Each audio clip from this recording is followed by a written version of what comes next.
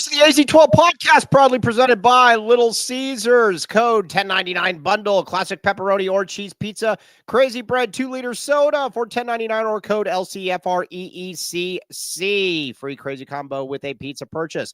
All right, now joined by the great Kobe L. Thiel, the future head coach of AZ12 Prep, a man doing a lot of good stuff. And Mr. Tyler Warden, something else going on in your life. You haven't been hosting since then, so do you want to anything going on, or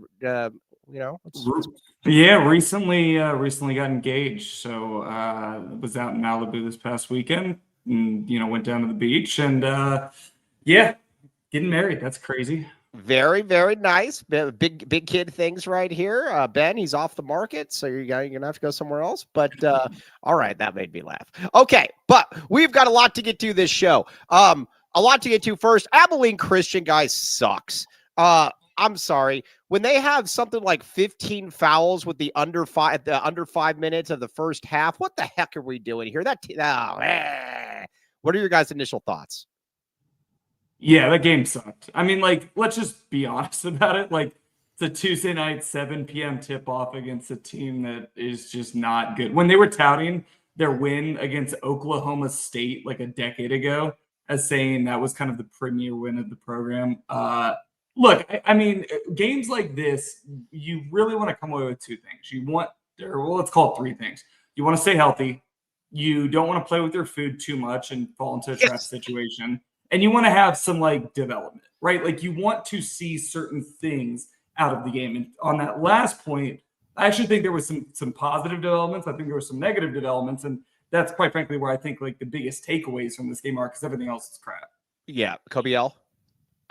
I mean, just putting it out there, this might be one of the worst teams we've ever seen play McHale. I know I texted you, I thought Pima could beat them, and you quickly agreed. I think the women could make it competitive too. I don't know how they beat New Mexico State. Don't really get that one, but you could tell pretty early on they had 7 or 8 fouls, the under 16 timeout, and if they really wanted to, they could have dumped it down into the post every possession and scored just about every time. Yep. So it's kind of hard to really evaluate too much, but you can tell in these types of games they try to still run their regular stuff. That way they don't win by too many, and they get something out of it at least. Now, Mr. Tyler Warden, the great Mr. Tyler Warden, has said that he will chug a tall boy, no Ben one, for every single $25 super snap. Yeah, it does. So again, let's get him drunk, baby. Okay, now, the thing about this Arizona team, though, they just beat the crap out of you, though. You just watch it time and time again. It felt like they had 9,000 rebounds for 6 in this game. And guys, it's just difficult. Teams like this have literally no chance as they walk into the gym. Literally no chance. Well, it's one of those things that historically Arizona teams would play with their food when they were the more dominant and better team. And playing with their food would look like a single-digit lead at halftime. Right. This game, they clearly played with their food, and they won by 34. And the game was never within double digits, for 38 minutes of the game. That's encouraging, right? Because that shows that even on an off night, this is just a superior, more talented team. So that's encouraging. But yeah, I saw Dennis put in the chat, Denver, the last dinosaur versus Abilene. That'd be a barn burner. That'd be a genuine barn burner. The last dinosaur. Yeah. Did you guys ever watch that? No. You guys didn't watch? No, you don't have to watch the movie. You should actually watch the intro, the intro music, though. I watched the intro, yeah. Yeah, that's good. It got stuck in my head for a week, so appreciate that. Yeah, no, it's addicting. Oh, yeah, the great Dennis Walsh and the great Jerry Reyes in here at the same time, and Arizona covered as well. So there's obviously that. Now, looking at this, though, I think the other thing is that Arizona, you look at it a Mo Krivas, 15 points, 2 rebounds, didn't really matter because it felt like everybody else. Tobe Awaka, how many rebounds did Awaka finish with? He had 7. Felt like more. Yeah, it felt like more. It felt like a lot, but they could just they just beat you in a myriad of different ways. And I think that's where, and let's just get into it right now. Braden Burries, man. This is 5 straight games now where Braden has been diabolical Is that as the Gen Zers? Kobe, is that right? I don't know if he used it properly there, but he went 9 for 11 for 20 points. I mean, can't really get much better than that. But kind of surprised they only won the rebounding margin by 14. It felt like a million, but No. Well, and Burries, his ahead. 2 misses were threes. Right. He was perfect inside the paint. When I'm talking about like the positive developments from the game, that's actually one of them that you can take away from this, because it's not like Alabama second half was some fluke where he just got hot. It's like, oh no, he's got some swagger now. And that is one of those things where if you're talking about how does this team look in conference play and how do they look in March, that is probably the biggest, most positive development out of this game. Now, Big 12 Bobby, the great Big 12 Bobby, puts it very well. He says Burries didn't need to shoot himself into a rhythm for the first time. I think that's a really, really good way of putting it.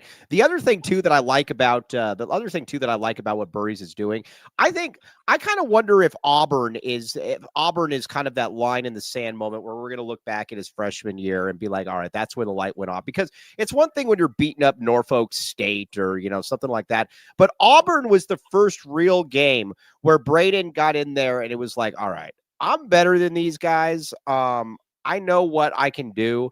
And then from there on, you got that game. Then you've obviously got Alabama. You got this game as well. This is like I said, this is very, very good stuff, what they need, because they need that third scoring option, and he's definitely showing that he can do that.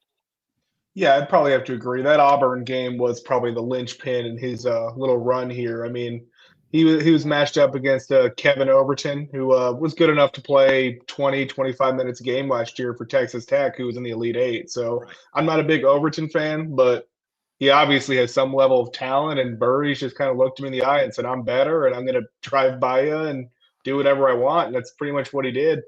Yeah, I mean, yeah. And so, but you look at it though, Braden, you look at it from kind of an outsider or outside. Well, yeah, we're all insiders on this show.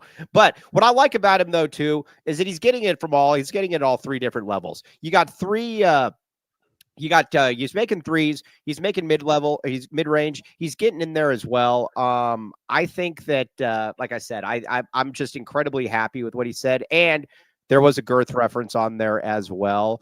But Braden, like I said, I feel pretty comfortable. We know what we're going to get from a lot of the other guys, and it's just really cool seeing this guy do that. Yeah, the one thing that's a little disappointing about Braden's, and I can't believe I'm actually saying it that way, but about this 4-game stretch that he has had, is that he hasn't exhibited an ability to kind of drive it to the rack more, with some strength that kind of I would have expected out of his game. But with that said, he is scoring from across the board. And that 3-point shot is kind of a big deal. Like, I'm going to do a victory lap here. Fran Fraschilla said it today that, like, if there is a weakness on this team right now, it is that they don't shoot enough 3-pointers. And when you have somebody like ADO, when you have Braden Burries, when you have Jaden Bradley, when you have Yvonne, when you have guys that can hit threes, that's where I'd like to see this team take a little bit more threes, because, like, I get how effective they are inside the paint, but, like, it's not like they're bad shooting players from the perimeter. That's a really interesting way of putting it, because I was thinking about it before, and I think you're right in that, like, Jaden Bradley can shoot. This isn't Jaden Bradley from 2 years ago. I mean, with Jaden Bradley, I think you feel fair. Braden Burries could. I always want to say Braden Bradley. Jaden Burries. Jaden Bradley can shoot. Braden Burries can shoot. Yvonne is definitely a better shooter than I thought. That he was going to be. ADO obviously is a good shooter as well. You got guys that, while they're not maybe Salim Stoudemire, they're really, really good. I mean, they're quality shooters. So now look at this. Jerry Ray says, I told Amort we found the weakness, threes. But it's also not stopping them from basically scoring whenever they want them either. And that's kind of what Fran Fraschilla said on there. He said, maybe the 3-point shot, but when I watch them against good teams, they don't have a hard time scoring. So it's kind of one of those things, like, I agree with what you're saying, but it's also one of those things too that it's for what they're doing is working. I think Tyler hit it on the head. I think before the year, I would have told you it's the ability to shoot threes, but I think at this point in the season, I'm kind of sitting here like they might want to shoot a little bit more. I mean, they were 6 for 14 today. That's 43%. I know they shot a pretty good percentage the other day. 10 for 26 against Bama. I think probably like that's probably too many attempts for this team, but I feel like probably like 15 to 20 is kind of like the sweet spot for this team, just because So you they'll want be able to score in the you paint. want a 3 every 2 minutes is what you're saying. No, 15 to 23 attempts. I think most teams usually hover around 20 to 25. So Kobe, Kobe, I just said you want a 3 every 2 minutes. That's exactly what you're calling for if you want 23s. I said 15 to 20, so it could be 15 one game. I think they're doing. I mean, there's a lot more possessions on this team, just Right. given the way that they played, like historically. Right. Yeah. I mean, so yeah. I mean, we shall see. We shall see. All right. Let's get a couple reads in here. Then we're gonna get to we're gonna talk about some other. Well, we'll talk about this game for one more segment. Then we're gonna look ahead, and then we're gonna talk a little football as well. See. All right. All right, now, Copal, we're going to have a watch party. We are going to have a watch party this Saturday. I will not be sick. Dennis Walsh, I expect to see the Jet in the parking lot. Jerry Reyes, you guys need to bring Amort as well. All of you guys, be there. Copal, it's going to be a lot of fun. Mention Mike Lugan, get a free elote rib with any purchase, or Mexican food delivered nationwide at mymexicanmenu.com.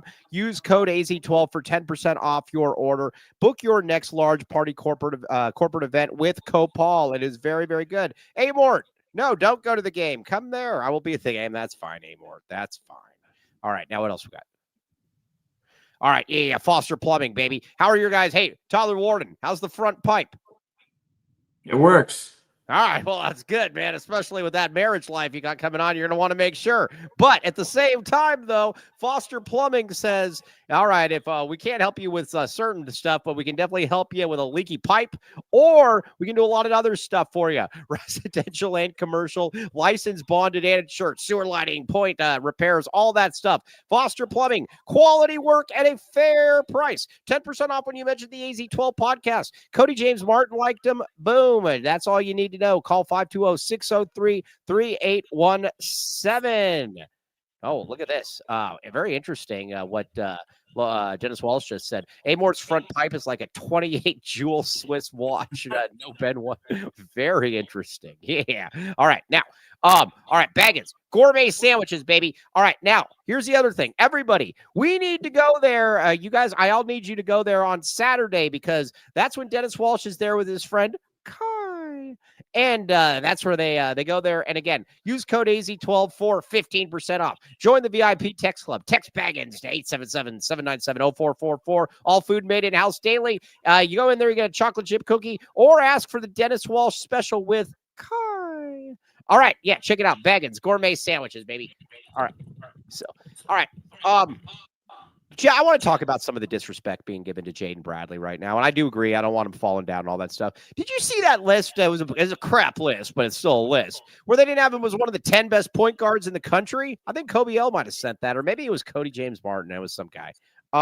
But I want to say it was from Rivals around 3. Yeah, they don't have this. Why is this happening? I do not understand this. How are we this far in the season when you got the number one team, the best player on the team, and people are like, oh, well, I guess we'll include Jaden Bradley as an honorable mention. Why? What am I missing? Well, it's funny, too, because they put out the same writer even put out a list today of like their Big 12 Conference Player of the Year list, and they had him at like 3rd or 4th. I'm like, so he wasn't one of the 10 best point guards in the country, but he's the 3rd or 4th best player in the Big 12. I don't really get that. Yeah, Tyler Warden, you're the coach here. You're the guy that knows the ins and outs. What's going on? I think this is the Caleb Love experience, meaning that I think Caleb took up so much of the oxygen of the backcourt last year that Jaden didn't really get his name out there on a national stage. Right. And now that Caleb is gone and Jaden has the rock more, nobody's really giving him the credit that he deserves, because they didn't really see him last year. They would only see Caleb in the backcourt.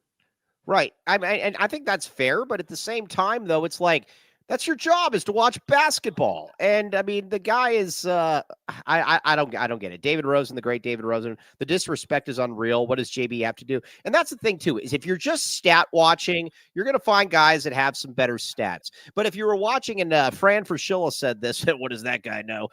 Fran Fraschilla says, if you watch him though, the way he controls the game, the way that he does everything, the timeliness, the way he leads, the way that he defends, you just know it when you see it. And if you haven't watched him and you're just going and you're like, oh, he's only averaging 15 a game or whatever the case may be, dude, then you're just not watching the game. That's the best way that I can put it.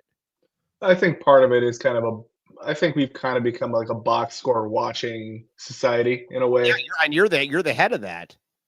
I can be guilty of that at times, but and kind of like I like to manipulate the stats to kind of make me look smarter. But I think part of it is like a day like today, Jaden knew he didn't have to do anything. He knew that this was a game to kind of get other people involved. So he actually didn't make a field goal today.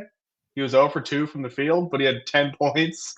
Right. So like, you look at the stats and you're like, oh, he only had 10 points today. And it was like, well, because he also didn't try to score at all. So he didn't exactly stat pad against some of these bad teams. Like you'll see guys like Lipsy or those types that are averaging like 20, 25 points a game.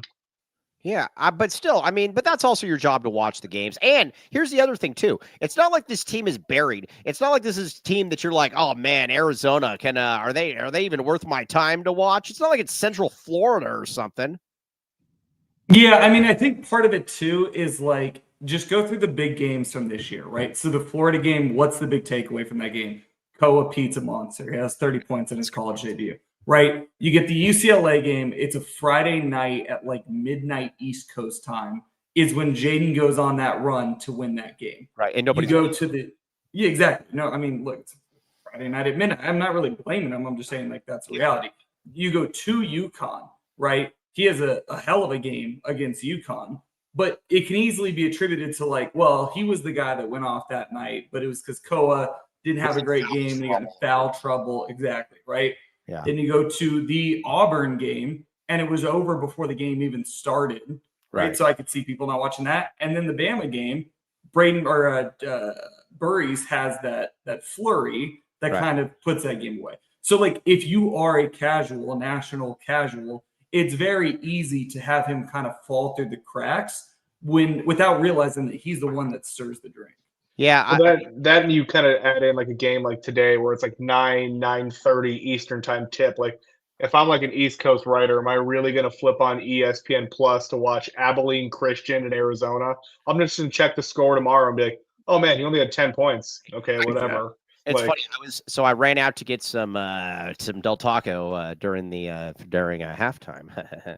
But shout out Kenny. Yeah, I'll probably pay. Yeah. Shout out Kenny Dillingham. Yeah. We're going to talk about Kenny. I want to get your take in a little bit here, but I'm going to say this though. Rhino, the great Ryan Hansen, love Rhino. Rhino was serving up a lot of political BS or PC stuff though. He was talking about Abilene Christian, and he says, now, no matter how they've looked in this game, this is a tough team. Trust me. No, Rhino, this is not a tough team. This team sucks, and they're not tough. That's my only take on that. Well, the reality is like, let's just call it spade a spade. They're all going to suck until January 10th. Like January 10th, I think at TCU on a Saturday, 7 p.m. FS1. That's a game where I'm like, hey, like, let's not get too cute here. But like San Diego State, it's basically at home. Like Phoenix is going to be rocking. San Diego State's kind of meh. San Diego State kind of sucks. Bethune-Cookman, South Dakota State, Utah, K-State. Like, we're just going to go through the stretch of games where it's like we should win 10 minutes into it and we should be able to turn off the TV. Yeah. By the way, who wins, Arizona Christian or Abilene Christian? Abilene Christian.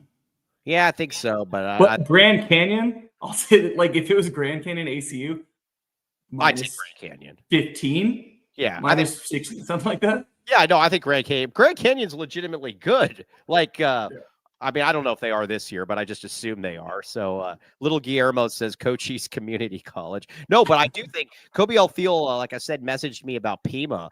You know what's funny? So I messaged a coach on Pima's staff, and he says, well, I'm not sure I'd go that far, but we are taller than them. He's like, isn't their power forward like 6'4" or something like that? And I'm like, yeah.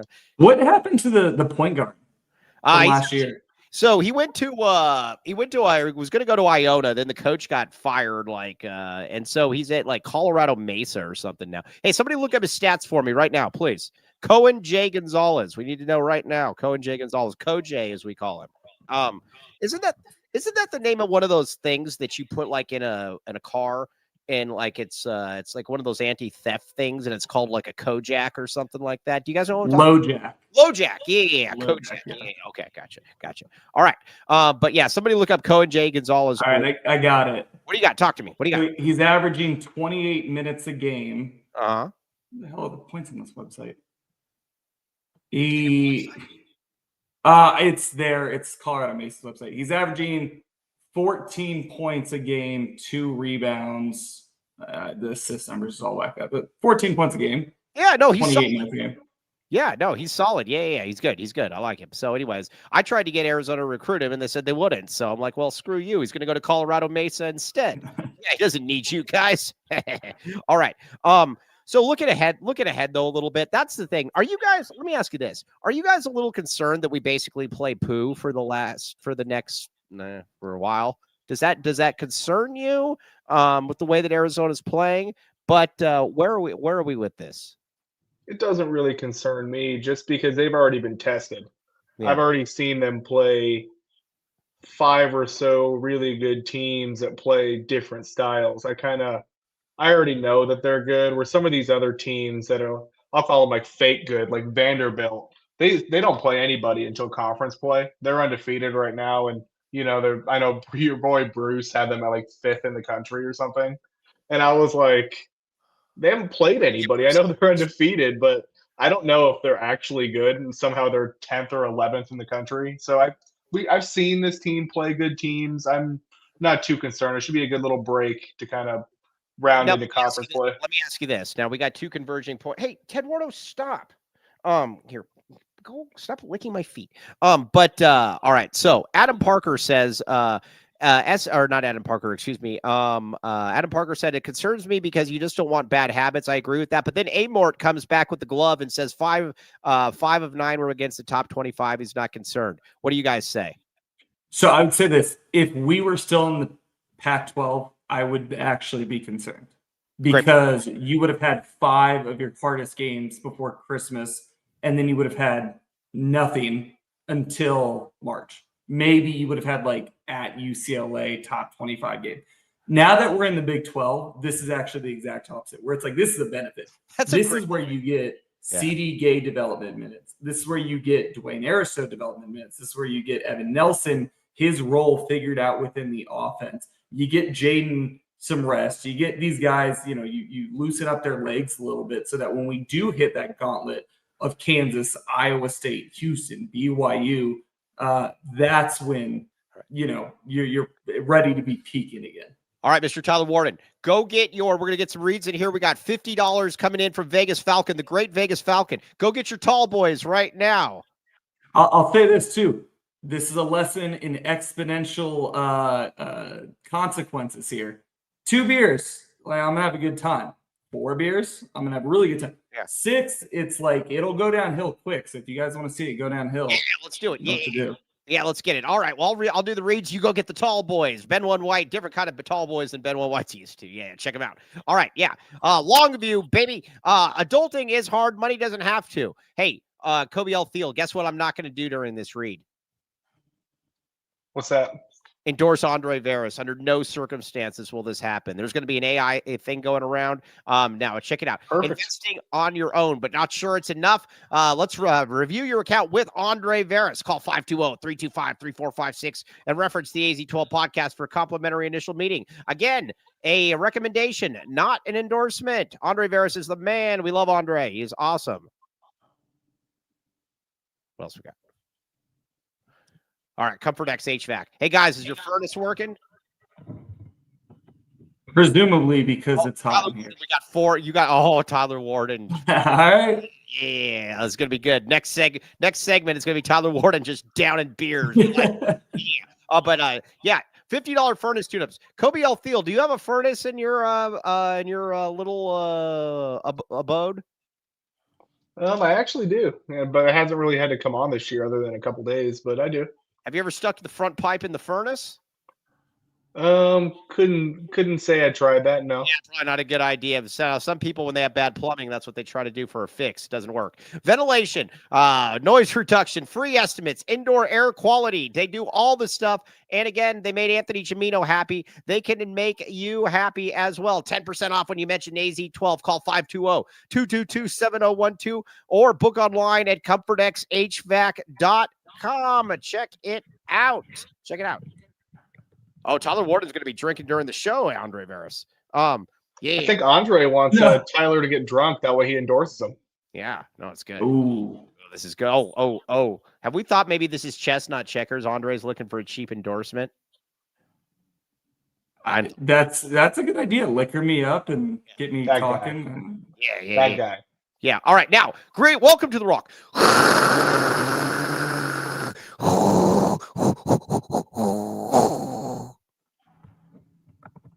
Who's next?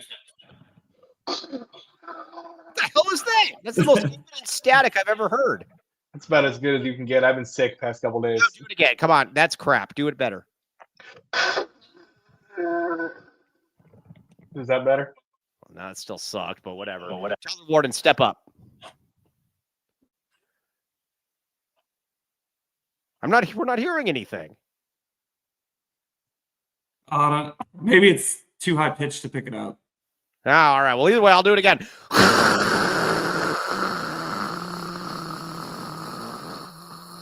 All right. Now, check it out. Green Valley Decorative Rock. Welcome to the Rock, baby. Serving residents and contractors. 50-plus locally sourced landscaping materials. 2 convenient locations. Tucson plus Green Valley. East of Benson, Sierra Vista. West of Marana. South of Nogales. North to Oracle. Green Valley Decorative Rock. Check it out.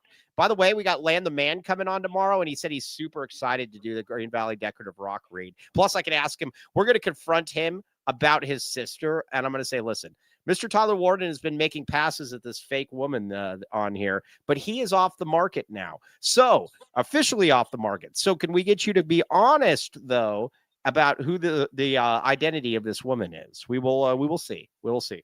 All right. Tyler Warden, drink your beers. Where do you got it? Well, bring them in here. Why don't you drink them? Come on. No. This is at the San Diego State game. So all of that money will go to Mike AZ12, but I will be drinking those amount of beers at the San Diego State game. I got you. So you're going to take pictures. Progressively. You're going to take, but you'll take videos of this, right? Oh, absolutely. They'll all go on Twitter. Yeah. Will you drink it out of the shoe? Duty calls. Yeah. All right. Yeah. We need to do something about it. It's going to be good. Everyone, though, that you chug. Mike, we have breaking news. What's the breaking news? Bruce Pascoe just won Emo of the Year. Oh. Wow. I don't even know what to say at this point. We made it. Holy crap. This is a proper country again. Oh, my gosh. This is huge. Wow. That is... Who are the candidates this year? I don't know. I think it was just Bruce. Well, Bruce, this is way overdue. This is way overdue. Didn't Skier win it last year? Yeah, I think he did. Yeah, but that was like a Make-A-Wish type thing. This is something that's like legitimately winning this on their own, though. Interesting. All right, Mr. Well, I gotta sit here and think about this, but this is big. This is big for the community. It's big for the kids. It's big for everything. Okay. Yeah, no Ben one. Okay, now looking ahead then a little bit. Let's see here. Yeah, Tyler, here's what we need though. We need you to be able to we need you to drink it out of your shoe, though, I think. I mean, I'm willing to do that. It is a tradition at this point. Hopefully it is not needed to spur a rally like it has been the last 2 years. Right. But let's get a little loose. Yeah, I like it. Yeah, the Make-A-Wish thing is going to be great. But again, videos, though. We are going – and then here's what we need, though. We need videos during the game so then we can play it on the post-game show. Yeah, because, nobody's going to be watching anyway, so I want to entertain myself. Deal? Fair deal. Nobody's going to be watching, so let me entertain myself. Yeah, it's not good. Yeah. Okay, so that's where we're at. Now, let me ask you this. I want to keep talking about it because Rhino, I thought, made a really good point about it, and I wanted to get your guys. Well, Tyler's a millennial. That's why he's cooler than Kobe L. Nothing personal, Kobe. But by the way, are you guys wearing the same hat? All right. No, never mind. It looks similar though, just different colors almost. The hat game is on point tonight across the board. Oh, it is. Somebody said that in the chat. It's pretty good. Yeah, no, it's really, really good. Yeah, exactly. Now, Rhino was talking about Yvonne, and it was pretty funny. And Rhino goes, I thought Yvonne would be pretty good.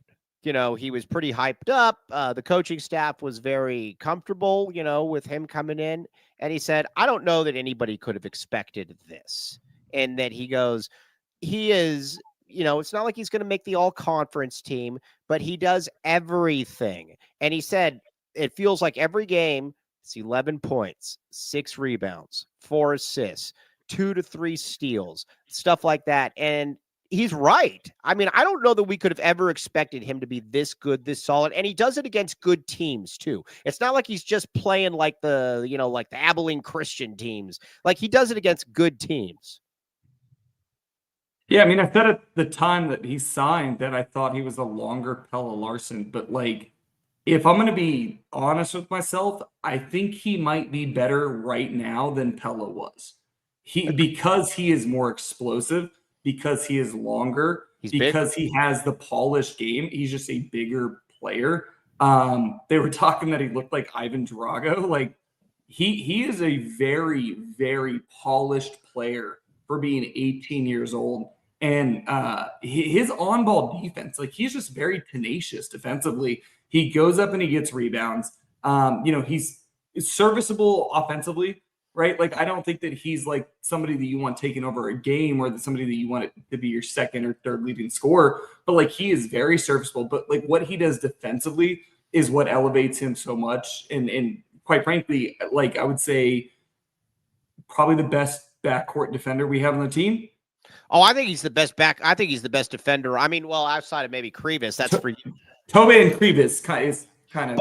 I'll put it to like this: he's definitely the best wing defender, and I also would say this: I would imagine he's one of the handful of best wing defenders in the entire conference. I mean, he's special. His ability, he's got an innate ability to be able to just make the right play at the right time. Like, have you ever seen him? We were talking about this before.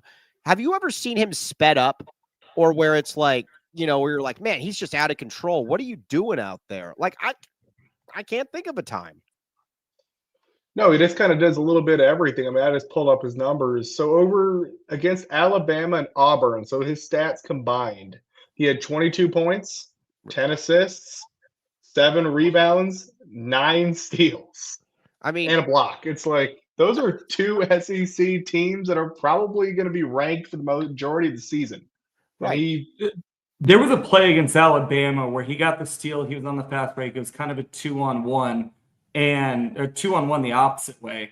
And he backed down the defender in the paint on the fast break and was able to put it up and in. And that is like a professional European move that you do not expect any 18-year-old to make. Like, I'm expecting if it's, Burries in that situation, that, like, quite frankly, if he makes a shot, great, but, like, probably not the numbers advantage, pull it out. He made a move that it's like, that is something in your bag that, like, you've learned because you've been at Bayern Munich for the past few years. Yeah, do you think, and probably too, like, somebody will get mad at me. I'm not going to say that. I'll save it for another time. But yeah, no, either way, him and ADO, though, I mean, they've just been, can somebody do this? Because everybody was talking about Carter, and it's not like we don't want Carter O'Brien on the team. He would have been very good. Somebody right now, can you do the math for me? Because I'm an idiot, and combine ADO and Yvonne's numbers this season as to what you're basically getting out of that small forward spot. All right, Kobe L's doing it. I'll just keep talking. But hey, you're our head coach, Tyler Warden, though. You should also be able to do this. I should know that. I will say this, since we're on the wing position, if we are going to talk about negative takeaways from tonight, one of the things I am still waiting for is Dwayne to kind of get it going. And really, I need him to have that confidence and that swagger that Burries has now. Yeah. Because I think that Dwayne, athletically, we talked about like his freak athletic ability, but he doesn't insert himself into the game the way that I would expect an 18-year-old freshman to want to. You know what's weird? That's a great point. And because I was thinking about that a couple games ago. I'm almost at the point with Dwayne where I want you to go in and be aggressive. And you know what? If you make some dumb decisions or whatever, go in there because we need you. And that's and I think that's the big part about this. There is going to be some games this year, and it might be in the NCAA tournament or a big game in the Big 12 where, maybe Vaughn twists an ankle and ADO's in foul trouble, whatever the case may be. I don't know what it is, but he's going to have to be that guy. I would rather have him come in there and almost force the action a little bit and then be able to come back from there. Because right now it just kind of feels like he's just kind of going in there and just trying to fit in and not really do anything when you were a top 15 recruit before you got hurt. I mean, we've seen the kind of talent you have. You do what you could do, man. Am I off on that? No, I don't think you're off on that. I was just going to report back. Yeah, those two combined, it's about 18, 12, and 4 between the two of them. I didn't realize that. Oh, wait, I did that completely wrong. It's 18, 5, and 5. Okay. 18, 5, and 5. They're both averaging 6-7 rebounds a game. Nice. All right. So what is it again now? What is it again? Like 18, 5, and 5 or so. 18, 5, and 6, whatever you want to round it to. I didn't realize that ADO's at scoring 11.5 points a game. All right, now that I got both you guys here, what is this? What is the original? What does this mean? Where does it come from? This 6'8" or 6'7" crap? What is this? My understanding on the origin is that there was a high school basketball game as part of a showcase that was on TV, and in the post-game press conference, they did something like that. They were like, I don't know, 6'7", got blown up all over social media. I have no freaking idea.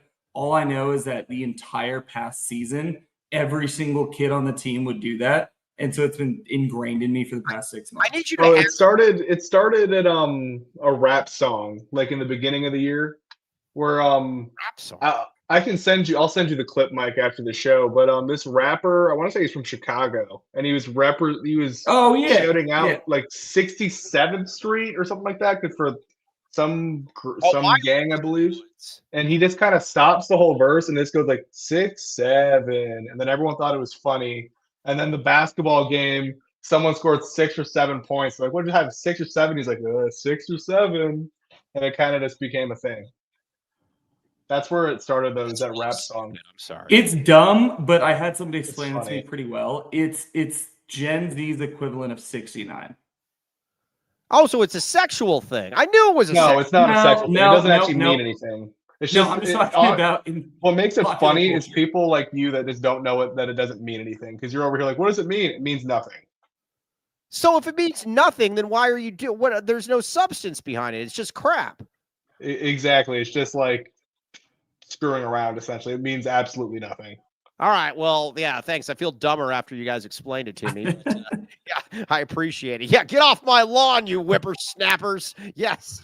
I don't get it. Yeah. It was on South Park. It was even on South Park. I know. I just don't get it. But so you said it's like 69 though, but that's a sexual thing. No, like in the way that like our generation would just yell out like 69, haha, and they would kind of see the number and laugh. It was a joke. Yeah, you'd say the number and you'd laugh about it. It's kind of the same thing. All right, well, this is all stupid. Whatever. It is. Yeah, it's really, really stupid. Okay, yeah. All right. Mort with a great reference, by the way. What's that? You don't mow. You don't mow another man's lawn. That's great reference. I tell you, so I offered a kid today that was leaving Tucson High. Or no, this was last week. It wasn't today. I offered him $100 to pick all the weeds in my front yard. And it probably will take like about an hour and a half. I thought I was doing him again. He's like, no, I'm not going to do that. And I'm like, So I did it. I did it today and it sucked.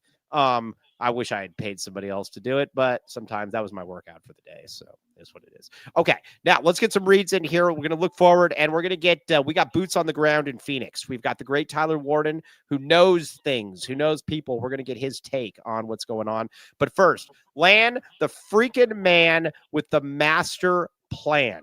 Lan is coming on tomorrow along with John Brogan. It is basically going to be an all LDS show. I'm just kidding. We're all going to talk some LDS stuff, but not much. Okay. Now unless you guys want to. So, but this is owned by Arizona local alumni. Now, Land the Man, you are going to be very, very happy to know about this, Land the Man. Tyler Warden, who is always making a pass at this lovely lady right here, is off the market. He is officially engaged. And so, he will probably not be hitting on her anymore. We do not know if this is really true or not, but I'm going to say this. I don't believe that it's true. I don't believe this is his sister. I do not believe it. We will confront him, though, in person tomorrow. But either way, here's what I do know, though. The championship package, baby. 1997. And that comes with all of it. It's not like they just like they remove like a cavity and then they say, yeah, here you go, man. And they like slap you on the butt and say, hey, head on out. They do everything for you. They did it for me. It was amazing. And again, Lan, actually, I fell asleep. It was so good. Offers only necessary treatment. And again, when I woke up, I still have my tongue intact. We very much appreciate Lan for that. I'm very excited to have Lan do this read tomorrow, and we can confront him in person about it. And we can talk about Thatcher High School. All right, but either way, Lan is the man. Check it out. The 1997 championship package, dental implants. Now look at this. Dennis Walsh says, I'm so excited for Lan. I'm going to stay at home to focus. Everybody should stay at home to focus on this. Don't go to anywhere else. Stay at home so you can watch Lan the Man. Now, call today. Our Jesse's Tattoo Shop. Now, we've talked about this before. You go into these a lot of these tattoo shops and like it looks like Dennis Walsh's gym, where like it's got a flickering light bulb and it's got like a defecating parrot going above. None of that stuff. You don't want any of that stuff there when you're getting a tattoo. Kobe L. Thiel is going to be getting a tattoo, and it's going to be in a friendly, clean, sober environment. It's off of Golf Links East Side. Now, I just gotta figure out what I'm gonna do, but yeah, it definitely will be there. Just get my first one is. Just get an A on your back, and because what if I just got like a big old like 6'7", like one on both wrists? Yeah, or a big A, or maybe like property of Ben 1 or something. I don't know. Mike's got a good point. There is no bigger way to back the A than to put an A on your back. Well, dude, seriously, you are literally living the life at that point. You have it. You are backing the A. I mean, that's what I would do. But so anyways, check it out. Jesse's Tattoo Shops, though. It is a sober shop. And again, they do all kinds of tattoos, though. And that's the great thing about it. You go in there, there's like 11 different full-time people there. It's because it is a good tattoo shop. And again, they do fine line, black and white, everything. You name it, they got it. Plus, they do flash sales as well. And they got a nice little Google business rating thing. Top 3 Google reviews in July 2025. Check it out. Jesse's the man. Okay, now, what else we got? All right, RJ's Frozen Cactus, Red Hot Sports and ice cold beer, baby. All right, now, you might go in there and you're like, man, I'm driving by and I'm just seeing this jet that's just hanging out in the parking lot. That's because the parking lot's so big and you got Dennis Walsh in there and maybe Harry Lex telling him that you can't reverse out of the parking lot.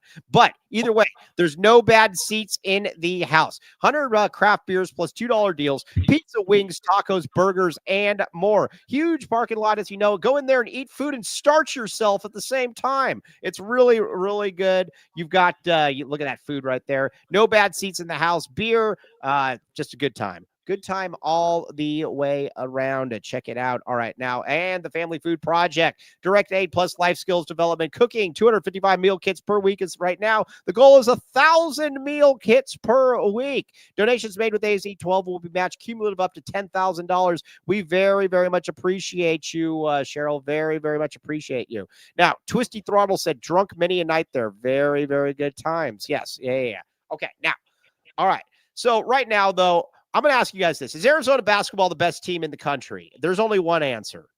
Yes. Oh, the answer is yes. The answer is yes. And it's very compelling in my opinion, just because it's very difficult to beat Arizona. You rather have to A, be able to match them height-wise, or B, you have to shoot some absolutely ridiculous number from 3.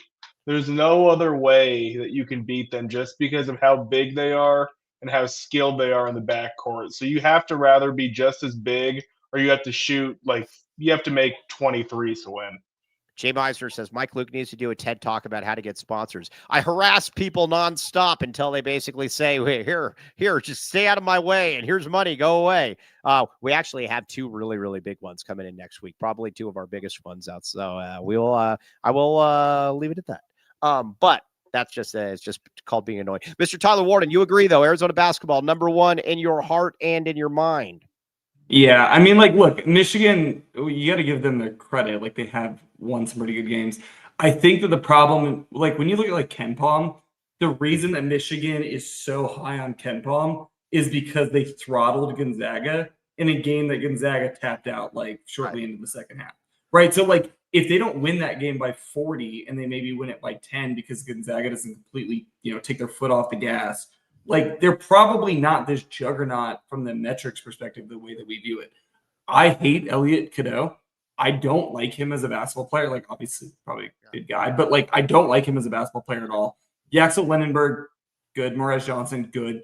But, like, I think it's clear that Arizona from 1 to 8 is the best team in the country. I agree with that. And I don't think Michigan's guards don't do much for me. Like you've got like you said, Godot's got well, I'll get Ted Wardo in a second. Godot is really, really Godot is whatever. He's going to bring the ball up the court and pass it and make an open 3. He does not necessarily worry me though, by any means. I think Arizona's guards are just better. That's really the best. That's really just the best way that I can put it. And so, you got that. That's I also, now let me ask you this right now, the top 4 teams, your guys' Mount Rushmore of college basketball right now, who is it? And while you guys explain, I'm going to get Ted Wardo because I promised Ted Wardo would make a quick appearance. Go ahead. Top 4. Arizona at 1, Michigan at 2, Ted Wardo. Duke at 3, and I'd probably go UConn at 4. Like, I think that UConn they have been hurt by injuries. Yes, we heard it all after the game. They're a really good team. And, like, that is a team I could see us playing again come March or April, and that just being, like, an all-time classic game. I'm going to go Arizona, Michigan, Duke, UConn.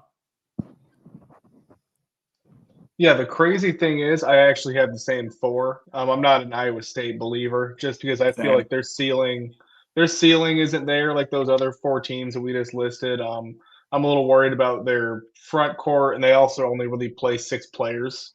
So I'm kind of like, well, they have like 1 injury, they're kind of screwed, or like they get into a game where it's a track meet. So yeah, I'd probably have to agree. We both agreed it's Arizona, Michigan, Duke, and UConn. Yeah, honestly, I don't know that it's really debate. I know some people like Iowa State. Here's what I'm going to say about Iowa State. I think they're a little bit overrated at this point. They're good. They're very good. They're better than I thought. But I think because of that Purdue game, and they get full credit for, I think people are, if Iowa State were to play Duke, I would favor Duke in that game. That's the best way I could put it. Plus, the other thing too, they're playing Iowa, and Iowa's way too white. Way too many white guys, and they almost lost to them. That's but all right. Tyler, stick up for the white guy. Do it.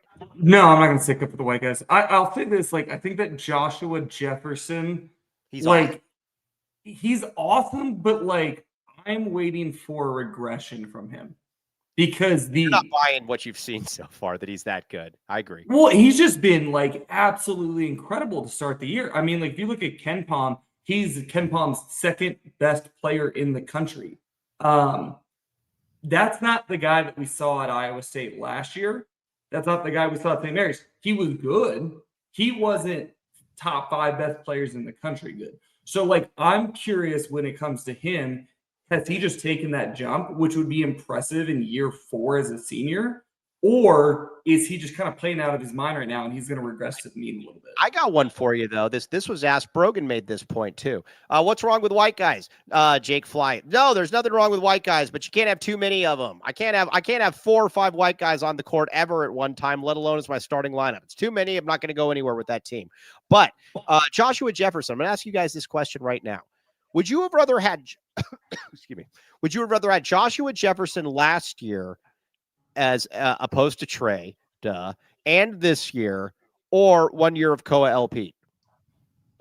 I hate to say it, but it might be Joshua Jefferson just Because because I I'm think getting if him. you win a Just because I'm getting him for 2 years, and I know like last year's team, if they had Jefferson instead of Townsend, is immensely better. So I'd rather take the 2 years over one, but that's just why. that could have been a final. That's a Final Four team there.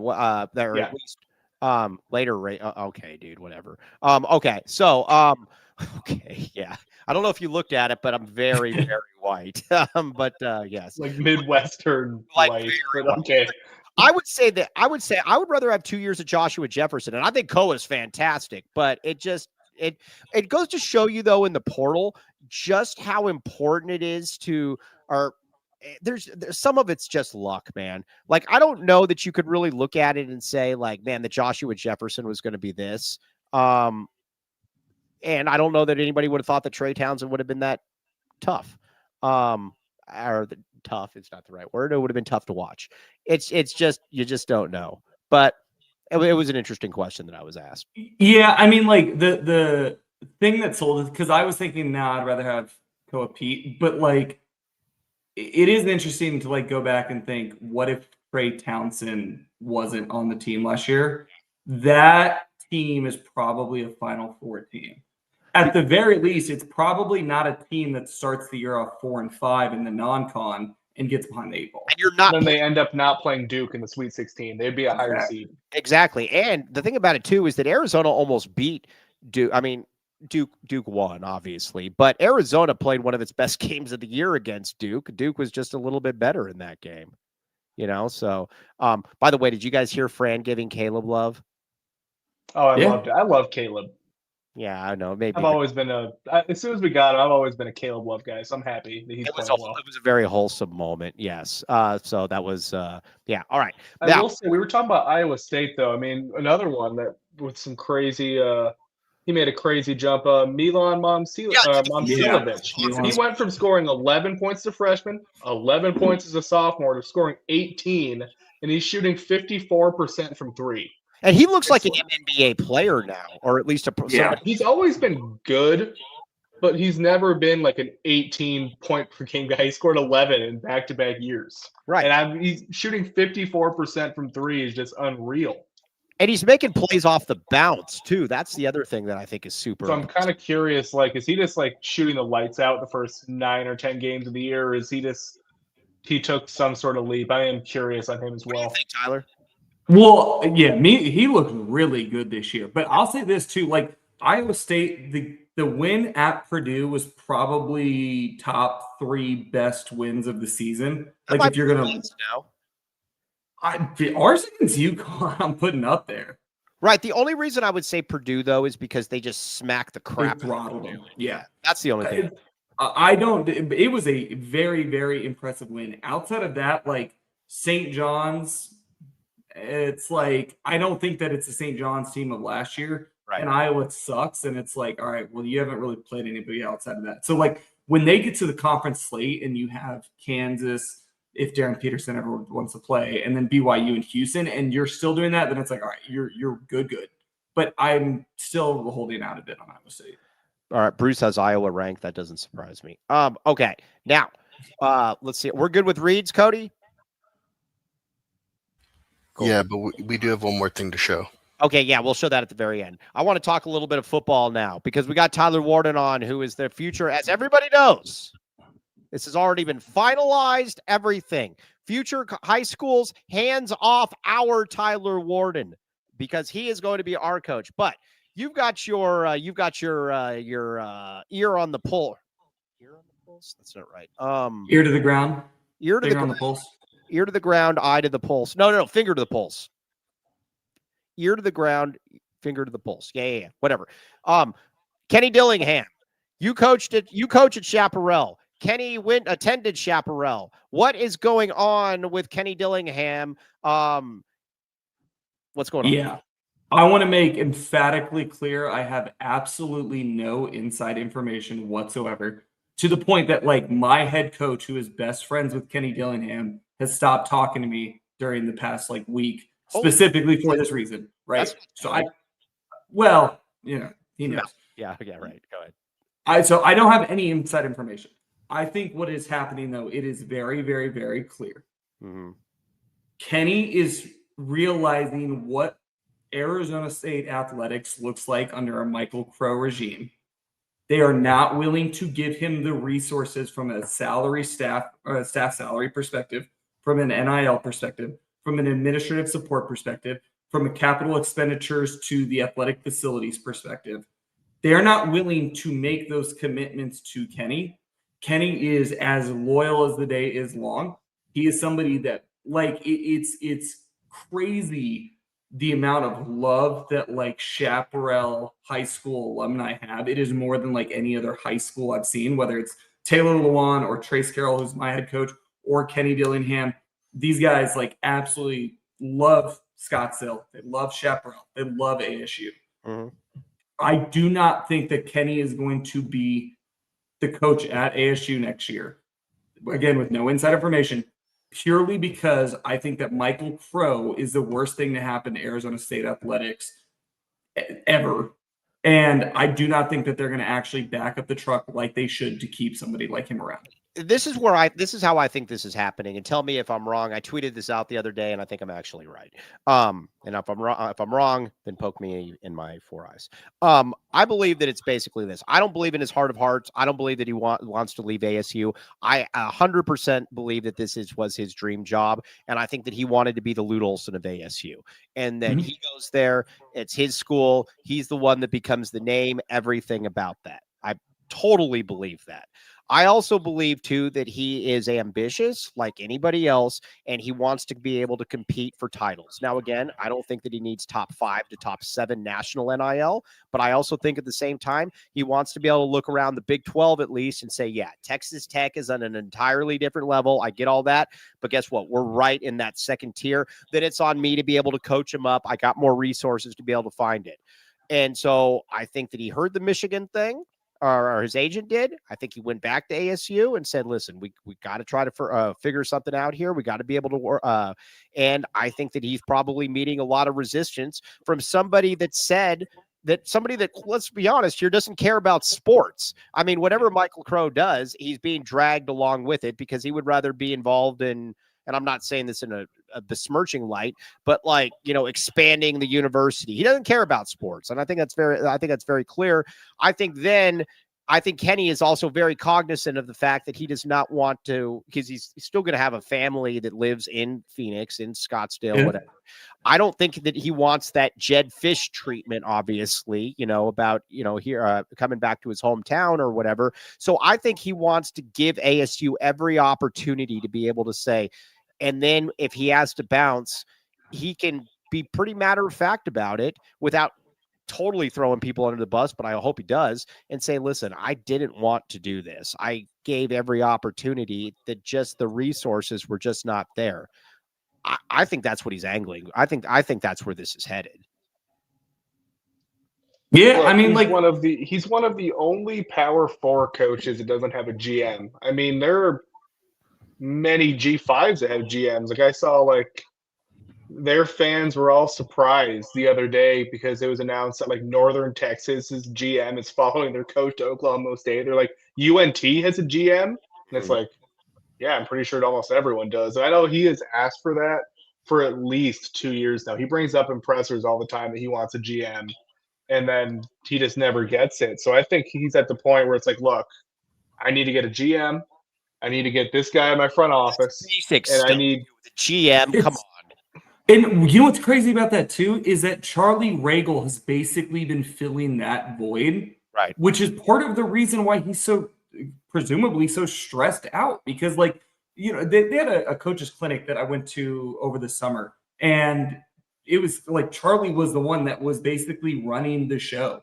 And it's like, dude, that's your special teams coordinator. Right. What are you guys doing? Like, you don't have the infrastructure of a Power 4 team that just made the playoffs last year.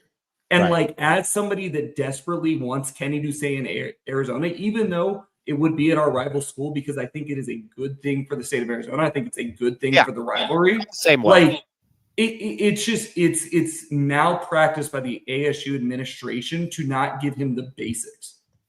Yeah, it's all around because I know, like, I was talking to Mike earlier today. If you remember when they were in fall camp, he brought up that they were trying to fundraise like $10 million for that indoor facility for like a month straight. And he was like, I think the 11th best team in the country should have an indoor facility. Like, you guys need to help donate. And it's like, I don't know how many teams are like top 15 in the country, and the coach is up there every day pretty much asking for people to donate money for like facility stuff. It's not even like NIL. So I was just like, I don't know what's going on there. They just, I don't know. Yeah, it's just it's too bad. I will say this though.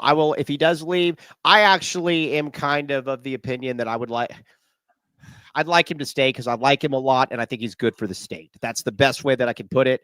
But I will say this: I have no problem becoming a Michigan fan though if he leaves. Oh yeah. Well, so. Well, and you can already tell from what he said today that he's getting ready to make that push and be all in on ASU's not giving me what I want. Because when he talked today, he was all about, I need to help my coaches. I need to, deal with the guys that are riding with me.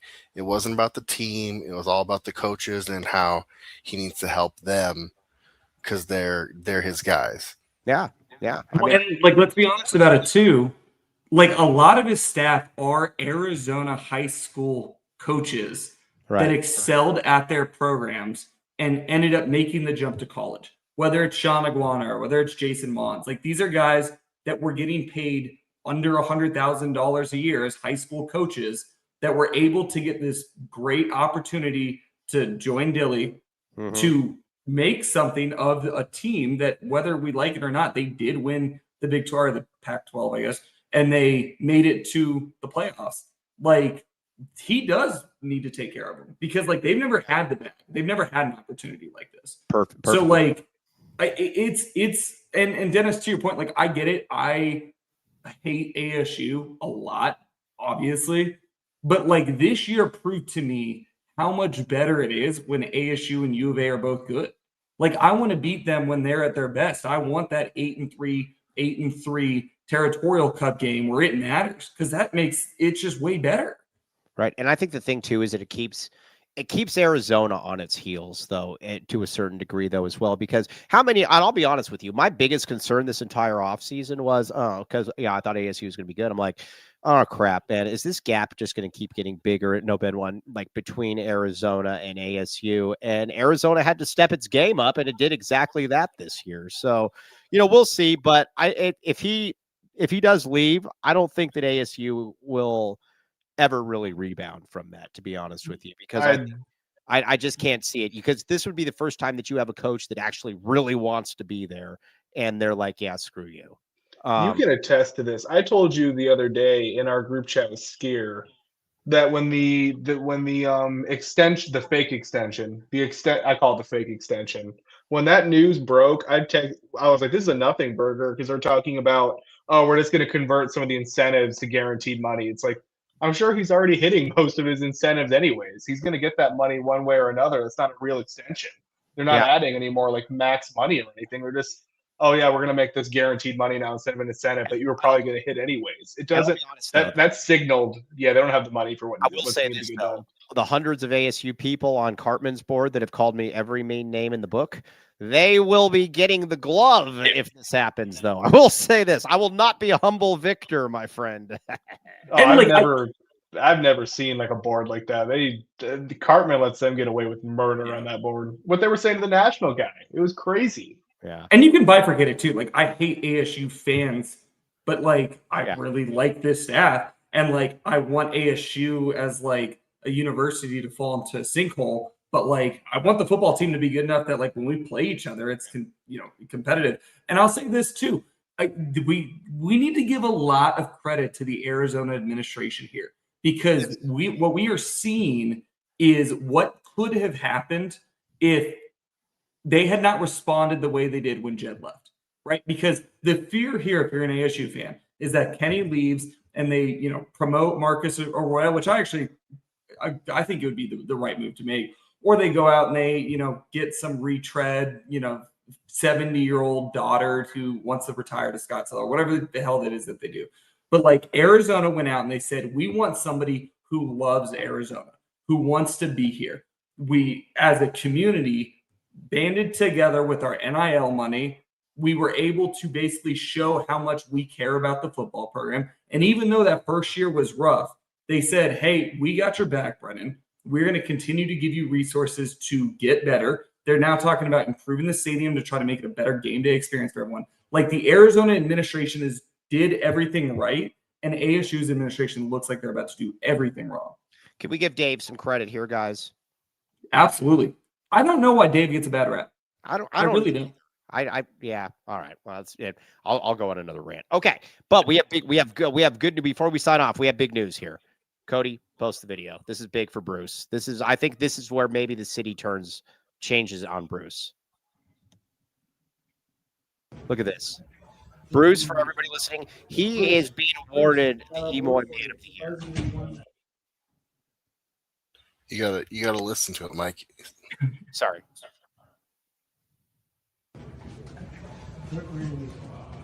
Bruce, got an award for you. Supposedly you won the Emoy For being annoying? No, What? the Emoy Man of the Year award. What? Nice. For what? I didn't do anything. I voted on it. A humble victor. One more time. Let's just watch that one more time, please. Bruce, got an award for you. Supposedly you won the Emoy For being annoying? No, What? the Emoy Man of the Year award. What? Nice. For what? I didn't do anything. I voted on it. Andy Bryant, real quick, he said, and I'm not meaning this as a slight towards DRF. Let's give DRF her flowers for Brennan. Dave was the one that hired Brennan. So Dave, yeah. I mean, I'm not trying to be a jerk. But let's give DRF credit for fine, this year's for sure. success. What you would credit her for was she gave Brennan the resources to hire good coordinators. I mean, I know other schools, including schools in conference, like Kansas State, we saw how their season went, but they really wanted Daggy as well. And we made Daggy one of the highest paid offensive coordinators in the conference, and they got the resources to make that happen. Yep. All right. We are going to sign off now, but code 1099 bundle, Little Caesars, everybody. Go to Little Caesars. Classic pepperoni or cheese pizza, crazy bread, and 2-liter soda for only $10.99. Code LCFREECC. Free crazy combo with any pizza purchase. Okay. Mr. Tyler Warden, congratulations, my friend. Congratulations. We very much appreciate you. You are awesome. And like I said, you're a future coach, and we will have you on again soon. Appreciate it. Can I do a plug real quick? Yeah. Plug. Yeah, no, Ben. Okay. Saturday, Kobe and I were talking about this in the little lobby before the show. Saturday, Arizona, San Diego State. Go to Capal if you're in Tucson, but if you are in Phoenix and you are going to the game, there is a pregame party at the Deuce, 5 p.m. You can find it on the alumni website. We went 2 years ago. It's an absolute blast. It's a great way to see a bunch of Arizona alum before the game. So Copal first, but if you're in town, you should check it out. Also, we need your 4 chugs. We need videos. We need the lovely the misses. Easy. Yeah, we need the misses to be able to record these and put them out there for us. Oh no, Mrs. isn't going. So whoever it is, it's just got to be somebody. Oh, it's unsupervised, so it's gonna be a fun night. Yeah, unsupervised. Watch out. This is a guy's night, baby. Yeah. But we need those videos though. Oh, we got the super snaps though. Very, very good. Super snaps, $50. 2 beers for Tyler, Vegas Falcon. Very much appreciate Vegas Falcon, 17.